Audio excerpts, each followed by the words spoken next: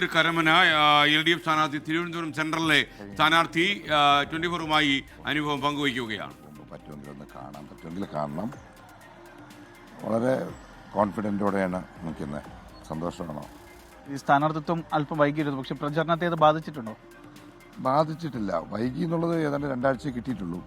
2 മാസം കൊണ്ട് ചെയ്യേണ്ട ജോലി 2 ആഴ്ച കൊണ്ട് ചെയ്യേണ്ടതായിട്ടുണ്ടായിരുന്നു.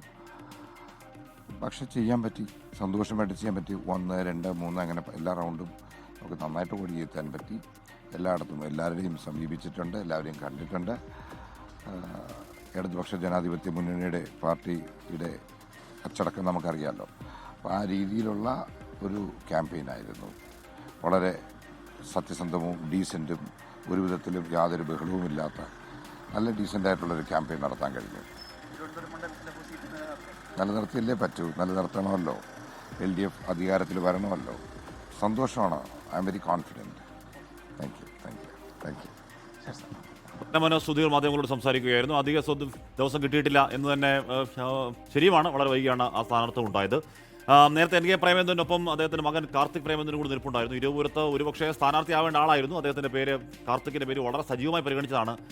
നേരത്തെ NK പ്രേമേന്ദ്രന്റെ കുടുംബം കാർത്തിക് പ്രേമേന്ദ്രൻ, അദ്ദേഹം TKM എഞ്ചിനീയറിംഗ് കോളേജിലെ മെക്കാനിക്കൽ വിഭാഗം അസിസ്റ്റന്റ് പ്രൊഫസറാണ്, ജോലി ചെയ്യുന്ന ആളാണ്.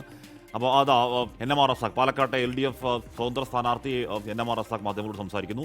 EP ജയരാജൻ കുറേയധികം സമയമായി അവിടെ പോളിംഗ് ബൂത്തിൽ നിൽക്കുകയാണ്. മുഖ്യമന്ത്രി പിണറായി വിജയൻ അല്പസമയത്ത് NMR റസാഖ് വോട്ട് ചെയ്ത ശേഷം പുറത്തിറങ്ങി വോട്ടെടുപ്പ് ദിവസത്തെ ഐക്കോണിക് സിമ്പൽ, അങ്ങനെ ചൂണ്ടുവിരലിൽ ചൂണ്ടിക്കോളൂ, അദ്ദേഹത്തിന്റെ വിരലിൽ മഷി പുരണ്ടിട്ട് അദ്ദേഹം വോട്ട് ചെയ്ത് കഴിഞ്ഞു എന്നാണ് നമ്മൾ മനസ്സിലാക്കുന്നത്. മാധ്യമപ്രവർത്തകർ മുഴുവൻ അദ്ദേഹത്തിന്റെ പ്രതികരണത്തിനായി കാത്തു നിൽക്കുന്നുണ്ട്. അല്പസമയത്തിനകം അദ്ദേഹം പ്രതികരിക്കുമെന്നാണ് നമുക്ക് മനസ്സിലാക്കാൻ കഴിയുന്നത്. കേരളത്തിലെ വിവിധ മണ്ഡലങ്ങളിൽ അവരവരുടെ പോളിംഗ് ബൂത്തുകളിൽ നേതാക്കന്മാരൊക്കെ വോട്ട് ചെയ്യുന്നു. ഇപ്പോൾ